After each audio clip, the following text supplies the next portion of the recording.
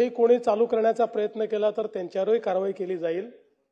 पण अध्यक्ष महोदय, आपण हुक्का पार्लरचं वाढतं प्रस्ताव पाहता 2018 साली हुक्का पार्लरवर बंदी आणली, तो कायदा आपण केला। आता त्या कायद्याला अधिक कडक करण्याची आवश्यकता आहे।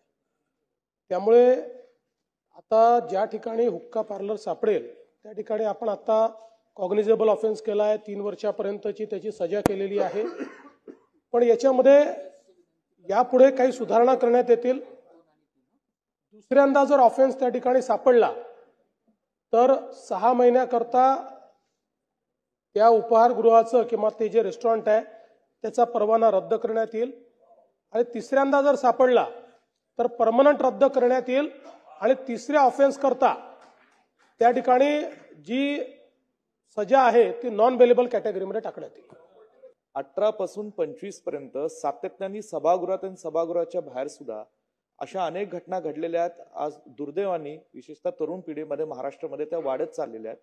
अध्यक्ष महोदय, जे काही हुक्क्याचे ते काय म्हणतात गुडगुडे ते जे असतात त्याच्या विक्रीवर कुठलेही बंधन टाकता येणार नाही। याचं कारण काय, ते सॉव्हेनियर म्हणूनही विकलं जातं, त्यामुळे ते केवळ हुक्क्याकरताच विकलं जातं असं नाही आहे, आणि आपण टाकली तरी ती काही टिकणार नाही। आपल्याला इफेक्टिव्हली कारवाई जी आपण सांगितली ती जे अशा प्रकारचा ऑफेन्स करतात त्यांच्यावर केली पाहिजे। आता आपण जेव्हा कायदा केला तेव्हा सुरुवातीला तो सॉफ्ट ठेवला, 2 ते 3 वर्षाची आपण शिक्षा म्हटलेली आहे त्याच्यामध्ये।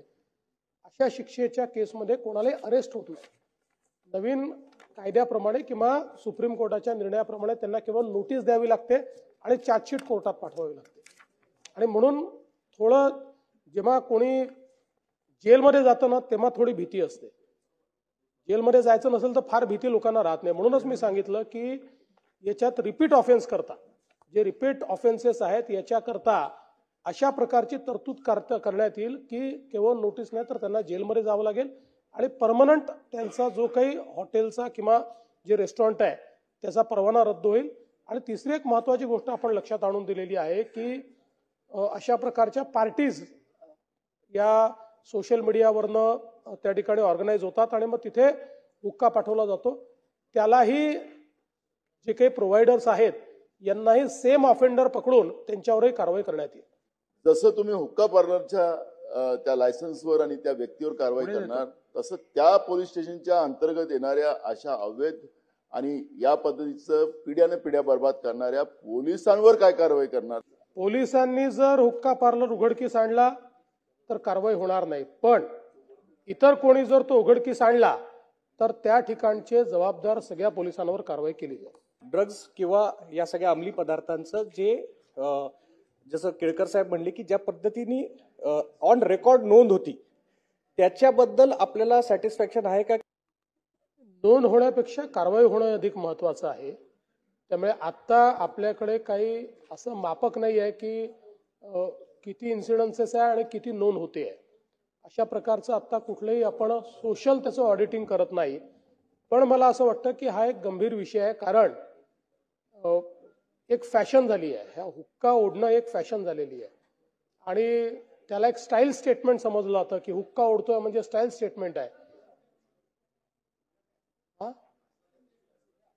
नाही, त्याच्यामध्ये म्हणजे काही ठिकाणी तंबाखू असतो, काही ठिकाणी तंबाखूही नसतो, पण अलीकडच्या काळात त्याच्या आड लोक त्यातनं काय अजून नार्कोटिक पदार्थ म्हणजे गांजा बिंजा किंवा जे काय चिलीम जशी ओढतात तसं काहीतरी त्याच्यात टाकून ते ओढतात, नशेचं काहीतरी करतात, आणि म्हणून एक प्रकारचं स्टाईल स्टेटमेंट देखील झालंय। म्हणजे असे इन्सिडेन्सेस आपल्या लक्षात आले आहेत की एखाद्या ठिकाणी छापा मारल्यानंतर शाळेतली मुलं देखील त्या ठिकाणी आढळलेली आहेत, आणि म्हणूनच आपण 2018 साली हा कायदा केला होता।